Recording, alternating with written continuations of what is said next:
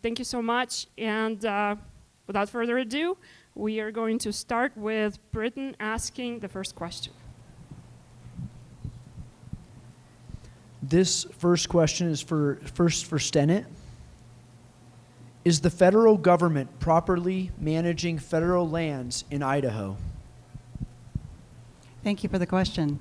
And hello, everybody. Thank you for this opportunity, and I want to thank Tatiana for having us here. This is really important. Good process. To answer your question about federal lands, you may not understand that federal lands actually, what we have received as far as state lands and federal lands has been with us since statehood. And that was under the understanding that we signed an agreement that as a condition of statehood, we would never seek taking other lands. So that was what we were given. And of course, as you know, the state endowed lands are for education and other endowments for the state. And that is run by the Idaho Department of Lands. And the federal lands, of course, are run by the various agencies of the Forest Service and the BLM and so on. And so to answer your question, I personally think that there could be better management on the federal lands. We all have seen these fires, and a lot of that has to do because it's been not cleared on the understory or thinned appropriately or working with various groups in order to manage them better. They're underfunded. And so we have collaboratives in this state that have been doing this for 15 years, and they've successfully managed public lands better than in many federal places and in state places, I would argue. Their collaboration is to manage lands to create jobs, to boost selective logging and improve overall forest health through a cooperative planning process. And that benefits the rural communities for forestry, the timber that they get off of it. It creates jobs. It also helps to make for a healthier forest. And you are able to work with watersheds and conservation groups. These collaboratives bring everybody who has some help or say so that this can be done better. And so I would say that we don't ever want to lose the access to federal lands. I cherish the ability to create, recreate, and to be able to go on public lands in this state. We are about 63% public lands here. And so I would defend to preserve that because I think it's a tremendous gift and privilege for all of us to be able to do that in this state. But I do think that there is a lot of conversation now, particularly when we see what's happening with all the forest fires and impacts on our forest, that there is a conversation to be had about managing them better. I have spoken to the 2 U.S. congressmen, and they have agreed that they hope at some point to be able to convince Congress to be able to find a management plan and have a different course of action for our forests. Thank you.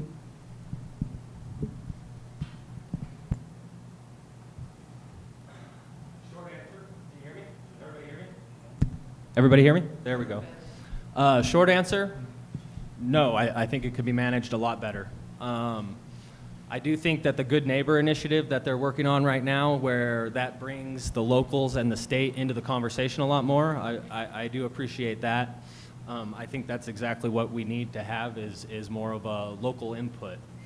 I think I probably subscribe to the idea that a lot of Idahoans do, which is log it, graze it, or watch it burn. I think we need to start pushing those timber sales. The president has indicated that the timber sales should go to the localities. But then we see in places up north where that's just not happening. So I think we really need to try to work with those good neighbor initiatives, get the locals' input. The other issue I have with the management is public access. I believe that it's the manager's responsibility to maintain and uphold our public access to our public lands. And I believe that our state could probably do a little bit more to hold their feet to the fire and make sure they're keeping those accesses open. My question, the next question is for Mr. Parker. Idahoans have been demanding property tax relief. What is your stance on this and why? Thank you for the question. Well, with property tax, I would first say that they're not out of line requesting relief. And I would also say that we need to maybe change our thinking a little bit as to why property tax is so high. Some of our neighboring states have brought in new forms of business and enterprise, and they've attached those enterprise and businesses to funding the school systems. Now, I'm not saying we should follow suit to everything our neighbors do, but I think if we start to approach this with a different outlook of bringing in new industry and earmarking that tax revenue to our schools, we're going to take pressure off of the property taxes, in my opinion, and that's what I would like to do is really encourage new, invent better economy, and with that better economy is going to come more tax revenue. I would say that there's very little argument that we need property tax relief. It was one of the biggest conversations we had during this last legislative session. Residential taxpayers are being burdened by numerous tax shifts and the escalating property tax, as we know from everybody who's moving in here. They're bearing the burden. And part of that is a shift that happened earlier in the state that moved towards residential taxes and away from commercial and agricultural. And I think there needs to be more balance in that. During the 2020 legislative session, we had 23 property tax bills, and none of them were passed. And so it shows how there was either a lack of political will or a lot of infighting, and I would argue both, about what it was that would actually help. And it was everything from giving, which I would advocate for, giving seniors some kind of relief, because they're the people in our communities who deserve to stay in their homes if they can and not be taxed out of them. During the last tax shift that we had 2 years ago, there was a shift away from the homeowner's exemption that we used to have, and that needs to be reinstated in all fairness. I think that there's a reevaluation of our sales tax exemption, which we talked about, because there are so many lines of statute about how our taxes are distributed that a real drill down as to how those could be more evenly distributed would merit a very strong, robust look. Commercial property tax has not been impacted like the residential, and this burden is partly, as Mr. Parker mentioned, is because we have so many people moving into the state. And unfortunately, because we don't charge them for any kind of impact fees or whatever for that development, it is the burden of those who already live here that are taking on that expense. And I think that needs to be far more equitable. Right now, the governor has a property tax relief program, if you say that 3 times fast. And that is something that is being administered through the state to local governments through COVID dollars. Federal dollars, and it's for counties and cities and taxing districts to replace property tax funds for first responders. If they were willing to give up their 3% budget increase for 1 year. So right now, local governments get a 3% increase, and they would have to abandon that for the year if they were to take on this program. So the difficulty with that is, what if a county decides to not take the program, but a city does? And so there's going to be a lot of discussion without a lot of guidance about how your assessors and treasurers are going to be able to manage that, because of the formulas that they need, and it would really be easier if all of the communities within a county would have agreed. But that wasn't part of it, and so we're just going to have to see how that fleshes out. But there is no guarantee that it'll give meaningful property tax relief to residential owners, and I just want to clarify that. And if it does at all, then they will only have it for 1 year.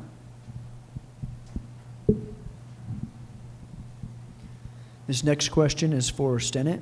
First, is it ethical for a candidate to accept campaign donations from lobbyists, special interest groups, and corporations doing business in Idaho? Thank you for that question. There is a code of honor that I would advocate to, that if you are to receive money from somebody that you do not believe that you can represent, and or if they choose to give you money and you go up to them, which is what I do, and say, listen, I never vote for anything you bring to me, and therefore If you choose to give this to me, you know I'm probably not going to change my stance. But you also know that I am going to have an open door policy like I do everybody, all sides, both parties, anybody who has anything to do with that bill, because I want to be knowledgeable from all sides. And I'll be very forthcoming whether I agree with you or not and why. And so if you're willing to sit at my table and willing to hear that and be very clear that I may not ever vote in your favor on this, know that I have an open door policy, but that will be my stance. And almost always when somebody has walked up to me about that, or whether I've approached them about the potential for receiving any funds from them, they said, I just respect that you have always been upfront and always been honest about it. You'll never backstab me. I know exactly where you stand. And if I still choose to do this, I'm very clear about why.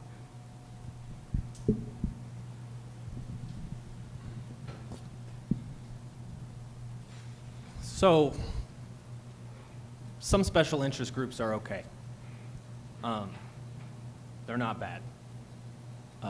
We've got one in the back of the room. I consider him a special interest group. He defends the Constitution. If he were to donate to my campaign, I'd probably take it.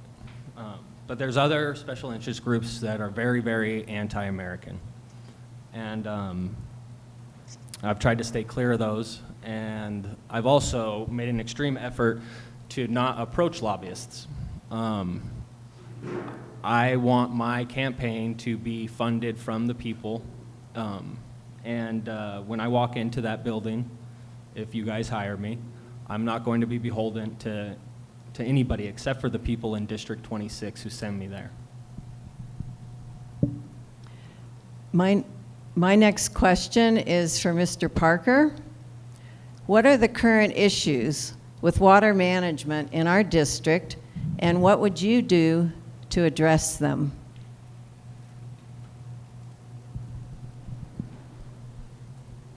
Well, the specific issues I'm not really sure of. I'd have to look into them. You know, I can admit when I don't know something. I'm an electrician, and I'm asking you to hire me to send me to the State House. I promise that I will look into these things, ask people that are for these things and against these things what they think, and I will try to represent you guys the best of my ability. I have individuals who work in the Capitol on bills, on language. If something like this were to come up, what my first move would probably be is to ask them to get me a file with everything they could find on this subject. And then I would start to look into it, and I would start to educate myself, and then I would try to make the best decision and call for the people in District 26. One of the more difficult things to manage through is water law in this state is extraordinarily important. And even the water lawyers I speak to say they've done this for a lifetime and it is complicated. But there are basic rules, first in time, first in right. And our district has been unfortunately ground zero for the water calls. We've had them a couple of times. No other part of the state has so far. And so it's been a real challenge to figure out all the diverse, like our district, the diverse uses on the water, whether it's recreation, tourism, or agriculture. We have to allow for that water to go to the proper people in the order of their right. And so we've been working as a collaborative for the last 3 years to put a management plan together. We're on our third effort, but we're still moving forward with it for our entire watershed. And that is not just the watershed of the water that comes out of here. Through canal systems and stock rights and so on, we get water from eastern Idaho that comes through the Snake River Plain and our canals, which we use in our district. And so it's a pretty complicated and large geographical area.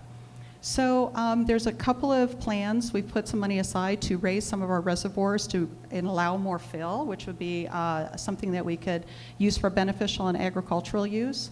But Idaho ranks at the top 2 for water consumption in both beneficial drinking water and agricultural water, which means that we don't manage our water very well in the end because we're wasting a lot of it.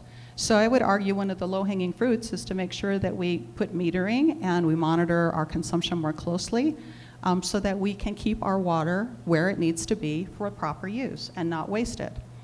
On the other hand, Idaho is the only state that has has adjudicated its surface and groundwater in 80% of its watersheds, which is extraordinary. No other state has managed to do that. And we also have, in the northern Idaho, which is a small piece that's left, is due to be completed in the next 4 years. We also have established a water bank and a water board, which helps us both negotiate water trades and management. And we've made large strides in replenishing and refilling our aquifer, which was dropping about a foot a year because of pumping. And so we've made some really wonderful strides, something that some other states have not accomplished, which I would like to give a shout out. And then finally, we're negotiating, and I'm working with an organization on the Columbia River Treaty, which is a treaty between the United States and Canada. And it's up for renewal right now. And it controls all flood control, reservoirs, hydroelectric, fisheries, and irrigation. So it is hugely important to negotiate the new terms. And so that is something on a regional and international level that will impact our water in our district.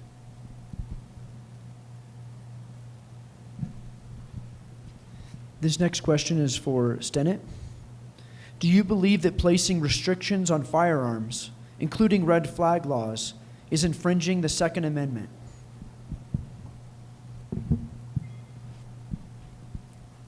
Idaho is, I think, second only to Arizona for being the most unrestricted state in the nation. And so what has passed in the state is not prohibiting most all use that anybody wants to. There will be those that argue that there are a few things that they'd like to see that Idaho do, but it is really unrestricted. However, would you want someone to drive a car without knowing how to drive it or have any training? Or would you want somebody to do surgery on you without having any training? There's so many things that may hurt other people and or somebody needs to know how to use the device, that I'm a strong advocate for proper gun training because I believe it's safer for everyone. But I believe in the Second Amendment. I do on guns, I do hunt, but I think there is a way to be much safer through some proper training.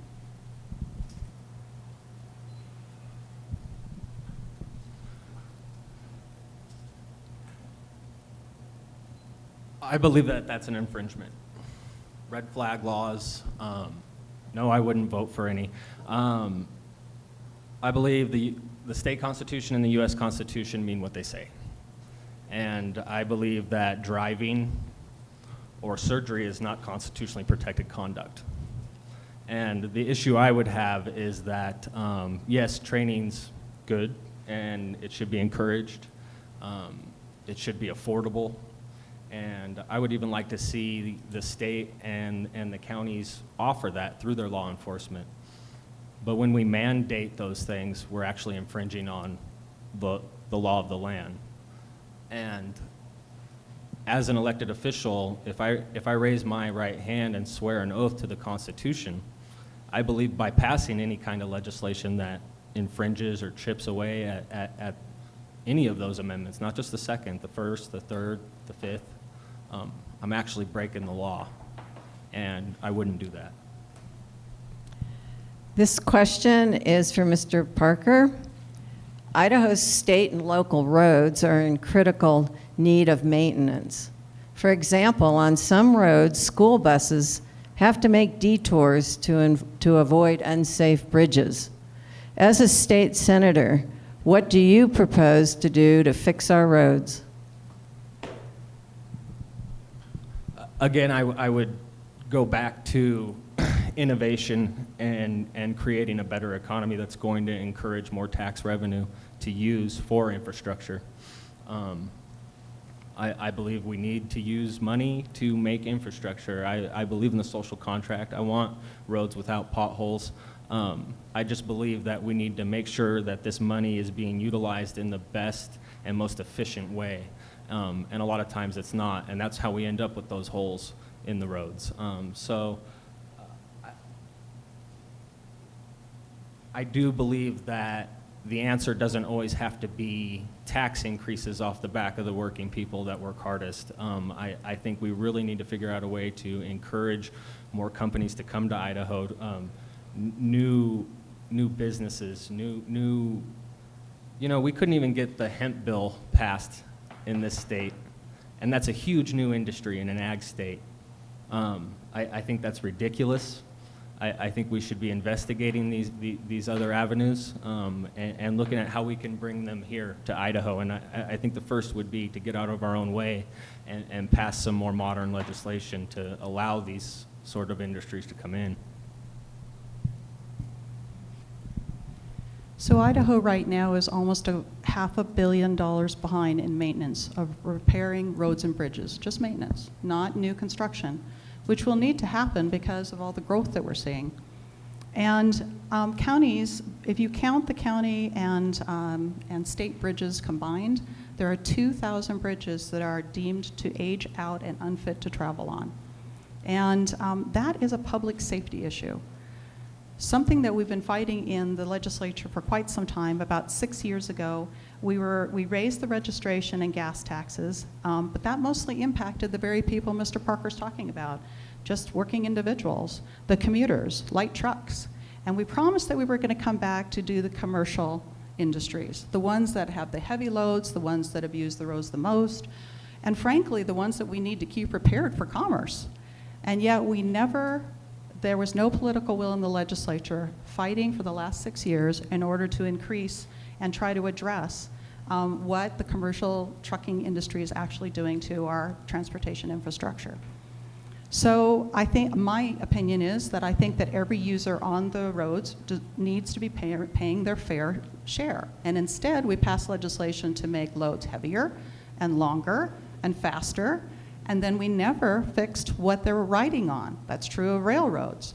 They're putting heavier and longer and faster rail cars on infrastructure that is over 80 years old. It's just not safe. And so every time I talk about infrastructure, a large piece of that, aside from all the other things you can think of infrastructure, one of the most critical things that we should be addressing is our transportation system, because it's dangerous driving for everybody. It's going to hinder our economy at some point. And we need to seriously look at it. There has been some efforts. They've been met with a lot of resistance, particularly in the House Transportation Committee. And, but I've been a proponent of trying to get this fixed for quite some time. I'm going to continue to push on it. But we also have to know when we're talking about infrastructure, we're not only talking about transportation, but we have to be looking at water and sewer systems, healthcare, schools, broadband, a lot of things that have happened in this last few months. We've noticed that we are woefully and adequately trying to manage some of this infrastructure.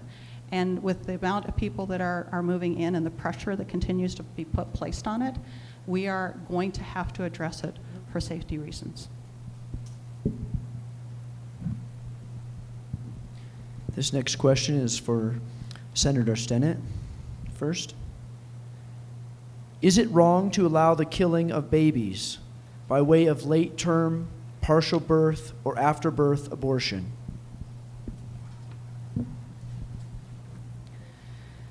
There has never been a bill that's been brought before the legislature for late-term or partial birth abortion since I've been in there. That is something that would never be entertained by this legislature. It's not something that I would ever advocate for, and it is unconstitutional and illegal. That said, the U.S. Constitution clearly states and outlines what abortion law is. And we are obligated under swearing an oath of office, what Mr. Parker said, Idaho and U.S. Constitution mean what they say. Until we fix that, if that's what you choose to do, or change the law or change policy, we are guided by what is in place. And we have to abide by the laws, all of them, not just the ones we like, and then actively work to make better the ones we don't. Now, I want to be able to tell you a little story about who these type of people that impact this, because I hold their hands when we have these stories come to the legislature all the time. You have a mom who has 2 kids who's pregnant for a 3rd one. And during her pregnancy, her husband dies. And she finds out that her baby is not forming correctly and is likely going to have some health issues. And if they don't make a choice, it's either going to be the mother or the child who dies. And if the mother dies, it's the 2 children and the infant who are orphaned. Or if you talk to a couple who's excited about having their first child. They're pregnant for their first child. And then they find out through the ultrasound that the baby is not forming a brain and that it will die immediately upon birth. You have to put faces to what laws do to people. And I would argue that these are horribly difficult decisions that families need to make with their physician, and it is not up to us. But we don't do, and what we have the authority to legislate in Idaho, is for the children who are born. According to the Idaho Voices for Children, the Idaho Department of Health and Welfare, and the Office of Performance Evaluation, Idaho ranks at the bottom of the nation for child care. There's very little paid maternity leave, and the state has the bare minimums for daycare providers, and daycare centers and in-home providers are sorely strapped and on the brink of collapse. 135,000 students don't get enough food every day, and we have inadequate adoption and foster care system that has very little oversight, and it has very little accountability and struggles with abuse and neglect. And there are 16,000 children in the foster care system. So when we're talking about taking care of children, what the state has the authority to do is take care of children at all levels, and we need to do a better job. Late-term abortion, partial birth abortion, no. I'm very against that. But like Michelle said, Senator Stinnett said, I do think we should work, what we can work on is trying to create an environment where it's not necessary. And I wish that we could work as a state to create an environment where it's not necessary.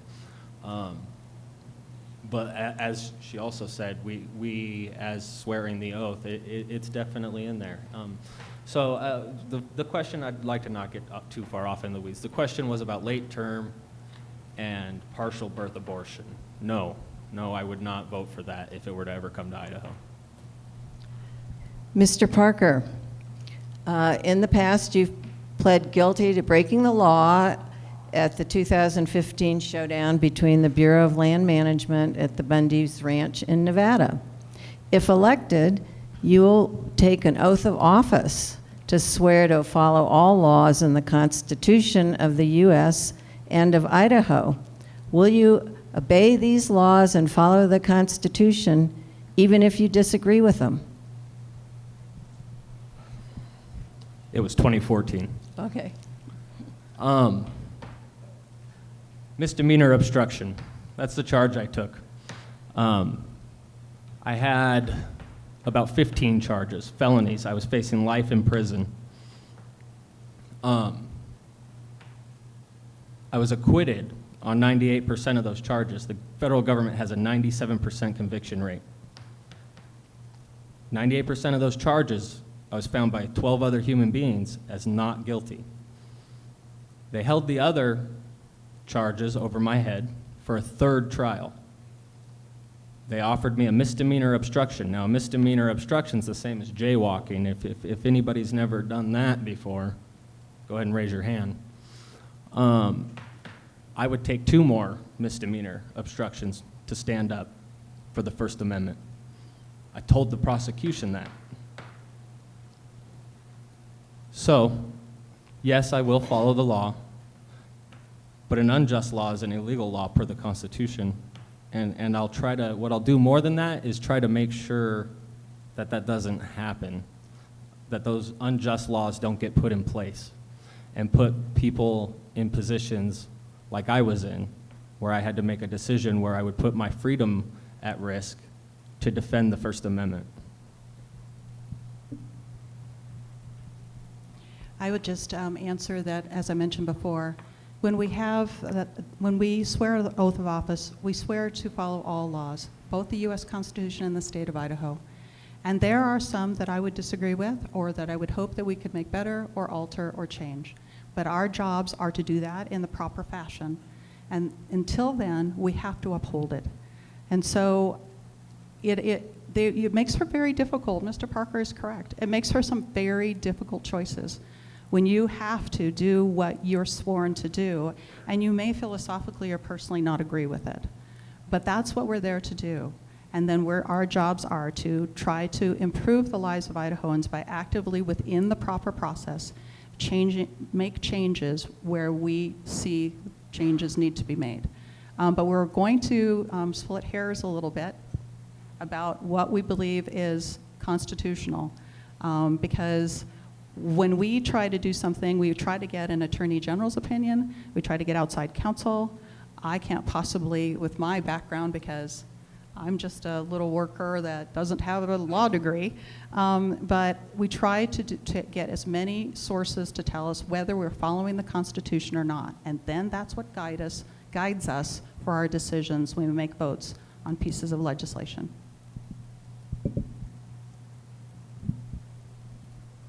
This next question is first for Senator Stinnett. Since we just talked about the importance of following the rule of law, do you think that the rioting by Antifa and Black Lives Matter is helping or hurting the cause of law and order in our country? I'd first say that all lives matter. And according to our Declaration of Independence, we are all created equal and should be treated equally under the law. Unfortunately, our adherence to the Declaration of Independence has not been stellar. That said, I believe that we all have a First Amendment right to peaceful protesting and to be able to stand and defend what it is we are in that fashion. But no time are we to damage property or endanger other people, because that is criminal, and I don't care which side is doing it. So when we have that conversation, they have an ability to have their say. They have their First Amendment rights. They do not have a right to hurt people or damage property. And that would be true of any Antifa or leftist militia or right militia or whomever you want to talk about. Those are the thresholds. Follow the First Amendment.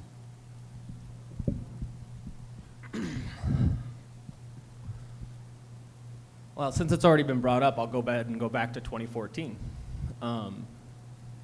In the desert, there was a redress of grievances that occurred. There was no rocks thrown, there was no cars tipped over, there was no fires started, there was no buildings burned to the ground, there was no shootings. We've seen all of those things in our country in the past 6 months. No, I don't think they're helping. I'm an absolutist when it comes to the First Amendment. We just discussed how I put my life on the line to defend it.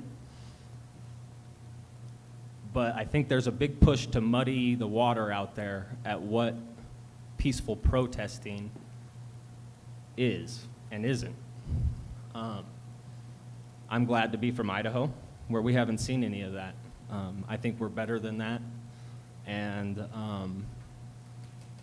I don't think it's helping at all, what we're seeing around the country, and I think it's going to escalate, and it's unfortunate. I hope that we in Idaho can stay calm, cool, and collected, and clear-minded, and really look at the issues and try to tackle some of those issues, and remember we're all Idahoans.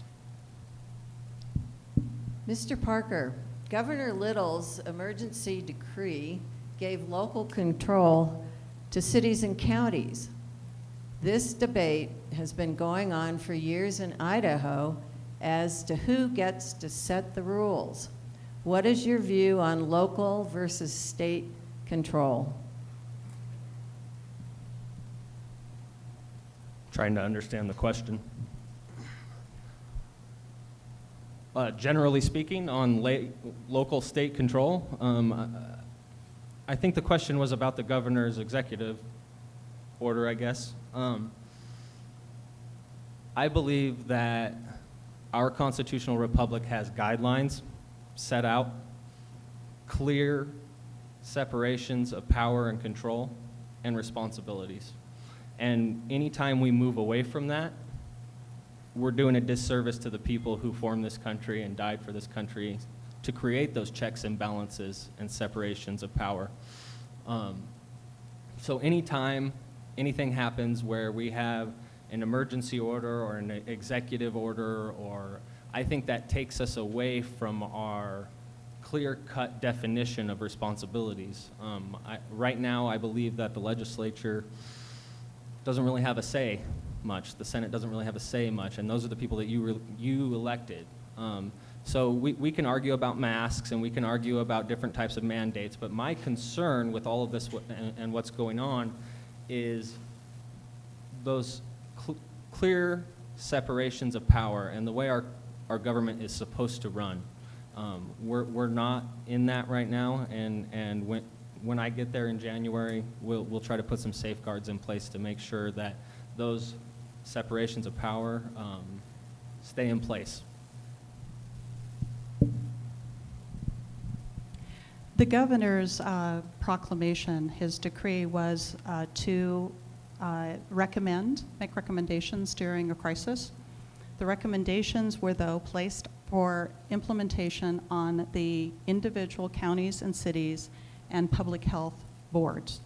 So that was put in place so that locals had control over it. So every county and every city and every public health board made its own determinations based on outbreak, healthcare ability, a lot of different things they had to consider. What the state government really gets annoyed about is when the federal government intrudes on their business. And they're pretty vocal about it. But they're equally punitive to local governments. And so when I ask them, how can you say it's okay? How can you say that you really don't like when it's done to you, and that you turn around and do it to the next lower level of government, which is our local governments? Their answer is, oh, they don't have separate powers. They're really a political subdivision. Okay, technically that's true, but still, you are expecting local governments to do an extraordinary amount of things, services, provide a lot for the people who are closest to that form of government, and you don't give them any ability to have an ability to get revenue brought in, to administer their taxing districts, their waste management, their wages. Every time a local government decides to do that locally, the state does a law over the top of them because they don't want them to have that power. And so we talk about local control, but I would argue the state really does wield a lot of power over local governments and does not allow the local control we would all like to see in our counties and cities. And so it is up to us to keep defending that. As an example, we were able to bring in money from internet sales. And by law, we were supposed to give, out of the sales tax that we get every year, 11.5% to all our local governments so they can manage their services for us. Instead, the legislature put it into a tax relief fund and did not even pull out that 11.5%, and there's $500 million in it, so that legally 11.5% should have gone to the counties and didn't. So these are things where the state needs to give more power to the local control that we always talk about.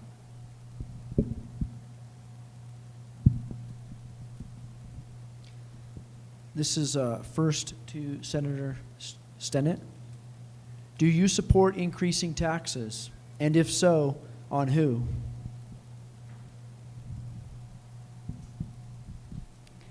Well, that's pretty broad, so I'm going to try to navigate through that. I believe that government has a place for, it's constitutionally obligated to take care of a equal, fair education system, which is not inexpensive. In fact, it is probably 63% of our budget. It's extraordinarily large part of our budget, but obligated to do it right constitutionally. The other part of that is how we manage, and I would argue, some would disagree, that we have a place for public health and safety, that is something that we have an obligation to, because it means managing grids. And that's something that is too hard to do on our individual silos. It needs to be managed as a statewide effort. I would argue as a national-wide effort on a lot of grids. But so if you don't find revenue or resources in order to keep a basic functioning government, it becomes too austere and ceases to function, and that is to nobody's benefit. And so yes, there is a purpose for bringing in revenue, and there are many ways you can do that are equitably. We have a big talk about sales tax, but sales tax comes in from people who travel through as well as us, and they're using our services, and they're going on our roads, and so yes, they pay for it. If we are talking about managing, right now, our property tax is the predominant thing that takes care of our schools. Is that fair? I would advocate no. It used to not be that way. It was far more equitable before we did that. And now 94 out of our 115 school districts have to go for bonds and levies in order to survive. It was never like that before. So when you talk about taxes and increasing taxes, you have to say where they come in for what purpose, for the best benefit and the best bang for your buck. And that is not to say never. That is to say, how do we smartly, wisely use what we have our ability to acquire to the best, highest purpose? And unfortunately, I have argued with the governor and with my colleagues on this infrastructure consideration, that they don't want to put money into it, and inadequately. We have the least amount of money per capita in our per student in our school systems. Can you get a good result if you're not willing to put anything into it? And so these are the conundrums, the debates, the struggle that state government will always have when they're trying to manage a budget. But I think there is a place for putting revenue into something so that you have a much better benefit on the other end. And a lot of that has to do with workforce development. And we're in desperate need of it. So there is a place for raising taxes, yes.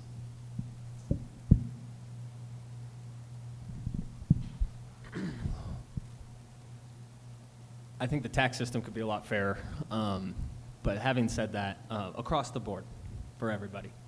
But having said that, I'd really like to focus on what I've said a couple times already, is that I believe the focus should be on industry and bringing more new tax revenue to the state. I think if we're going to keep looking at the backs of the working class, it's going to be like trying to suck blood from a turnip. And if we can't come up with new, innovative ways to bring tax revenue to the state, we're probably going to be in trouble. So that's where I think the focus should be. Like I've said, there's industries popping up all over the country, very in-depth, widespread industries. And the idea that we can't get a hemp bill passed in an ag state drives me crazy. We have up here in Custer County one of the only homes that's built by hempcrete. That is a concrete substance made out of the stalks of a plant. They're making hardwood floors out of hemp. They're paper, all these things. If we were to get into that business and start, we get more farmers growing, we get more industries building, and we give entrepreneurs a chance to jump into a new thriving industry. We give the farmers a chance to give their kids a new thriving industry to get involved with on the farm. I just really think that we need to get out of the old line of thinking and bring some new thoughts and outside the box problem solving to the Capitol. This is the last question, and after the last question, I'm going to direct the question to Mr. Parker, and then Senator Stinnett will answer it, and then we'll go into closing statements. Oh, okay. So the last question is, 61% of Idaho voters passed an initiative to provide Medicaid expansion for those who need health care in Idaho. Will you, Mr. Parker, vote to fund this program if you are elected? With any bill, I need to see the language. That's the bottom line. Depends on what's in the bill. I mean, you can tell me some sort of vague setup of a bill that's coming that needs to be developed, but I would have to read it. I would have to look at the language, and I would have to see what the answers were before I said, yes, I'll vote for that. I would also probably look back to my district and start asking you guys what you think, if that's a proper form or way to fund that. I'll go ahead and back up and say that initiative process needs to come with funding. If we're going to put an initiative on the plate for the people of Idaho, it needs to come with how it's going to be funded. It shouldn't be left on the legislature or the senators to figure out after the fact, after the people stand up and say, well, we want this, we don't care how you get it, here it is, figure it out. No, I believe that initiative process has to come with some sort of mechanism as to how the proposed bill will be funded. The initiative did get passed. It is law. The only thing that was obligated to the legislature was to actually fund it. So the language was there, and it was passed, nearly unanimous. Well, unanimously in the Senate, not so much in the House. But the only obligation at that point, because when you do pass an initiative, and it is the will of the people, it is the responsibility of the legislature to budget it. And so there was a lot of debate about whether they should or not, and be an obstruction to the will of the people by saying, yes, okay, so this is law, but we're not going to put any money into it. And our district was, the majority did want that. And so when we are representing our people, we should be representing what the will of our districts and the state have told us. And because you philosophically disagree with it, should be put aside. The people have spoken. And so there was a lot of lack of will to put any funding towards it, or then to restrict it only for 6 months at a time, or just for this year. And so what we're sitting now is we did find the money and the ability to fund it for a year. But it's still law, and we're going to still have this debate when that year comes up and we have to fund it for the next year. And so whether you disagree or agree with how we manage our health care, and I would argue we'd all pretty much agree that it is in sore need of fixing, and we've seen that with all of the infrastructure crumbling and the difficulty it has, where we have the least amount of doctors per capita in the state. We have the least amount of healthcare providers per capita in the state. We have large medical deserts. And we do a very poor job on mental health services. And these were things that Medicaid expansion was going to help. And I would argue that that is a far-reaching, far more beneficial program than what we were sitting on before. And so if you choose not to do it, you're not listening to the majority of Idahoans. And it is our job to fund it.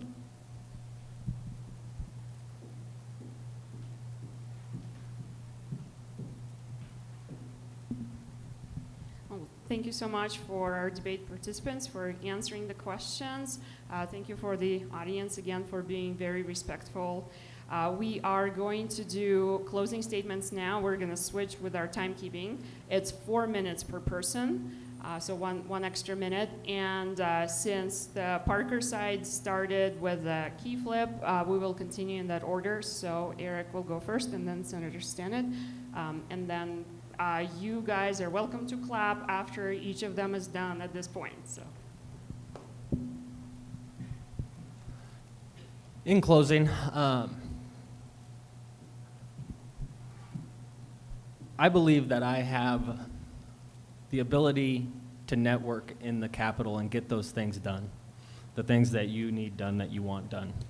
I believe as a member of the majority party, if you were to send me there, I can use that and network with those individuals I already have a relationship with to get the things done that we need done, like infrastructure, like taking those taxes from the top half.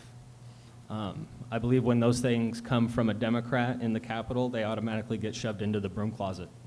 But if I were to go there as a member of the majority party, I believe that I could force that conversation, and I can push for the things that you guys want. So really, I'm not going to take the 4 minutes. I'm going to tell you, I want you to hire me.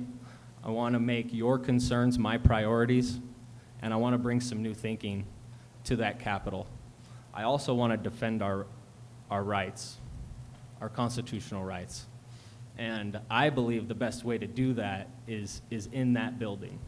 I've been labeled a bunch of different things. I don't subscribe to a lot of them. If you have any questions about those things, come talk to me. Email me. I'll meet with you. We'll do a phone conversation. But I do believe, what I do believe in is defending the Constitution, and I do believe that it's done inside that building where it's chipped away at. And I'm asking you to hire me and send me there. It's Constitution Day.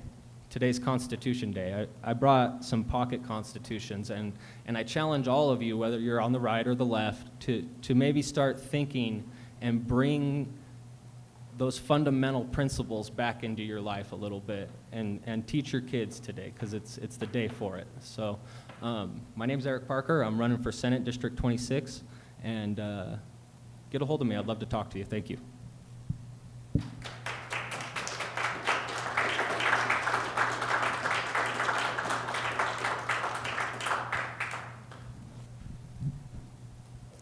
Our founding fathers came from very different economics, geography, beliefs, and political preferences.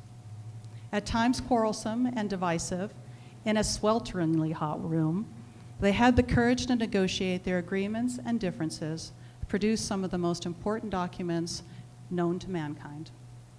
Our Constitution is a dynamic, living document, with 18 amendments added to the original 10. I am grateful to all who fought for everyone's ability to have the right to vote. This year, we celebrate our 100th year for the passage of the 19th Amendment for women's right to vote. Without it, over half of the population would not participate in self-determination through voting. As a member of the Senate leadership, I am proud of our work and all of my Senate colleagues, both sides. We communicate well, we are respectful and civil. 80% of the bills that we pass during a legislative session is done smoothly between both House and Senate and both parties, and that takes work. 20% is more difficult, and it probably should be. Our legislative districts are diverse, like our founders. Different economics, geography, beliefs, and political preferences. I firmly believe that once elected, we represent and assist all our constituents, not just a party. That is why I'm here to listen and speak to you today.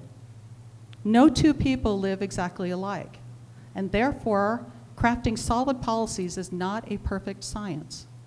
But I do have standards. Is it constitutional? Is it enforceable? Will it improve the lives of Idahoans? Is public health and safety threatened? Poorly written or unconstitutional legislation is not an improvement and wastes our tax dollars in court. Public service is to the core of me. Beyond our time in the legislative session setting budgets and voting on legislation, constituent services all year are more important than policymaking. People seek advice, assistance, and direction from everything from healthcare to water management, from prisons to wages, from land management to letters of recommendation.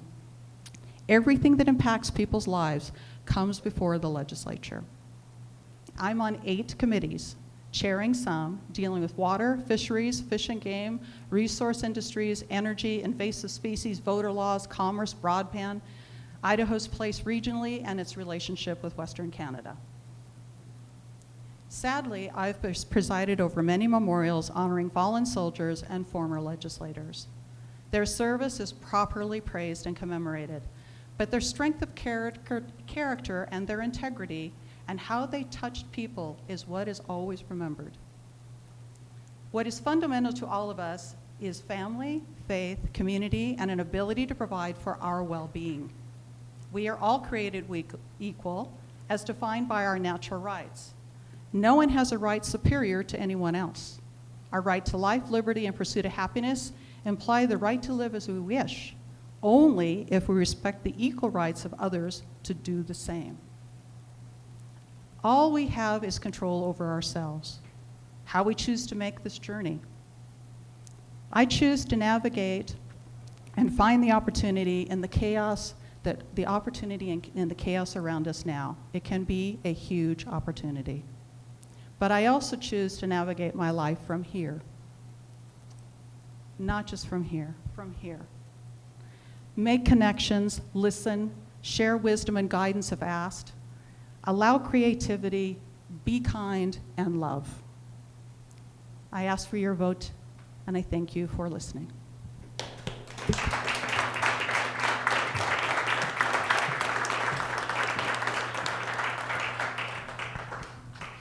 Thank you so much. Again, thank you, Senator Stinnett. Thank you, Eric. I think this was a great discussion. A lot of information was shared. Again, thank you for our wonderful moderators. Thank you for all of the audience and our volunteers from Central Idaho for Liberty. If you guys would give them a round of applause as well. Thank you so much for all the volunteers. Thank you. Thank you for members of the press for your coverage as well.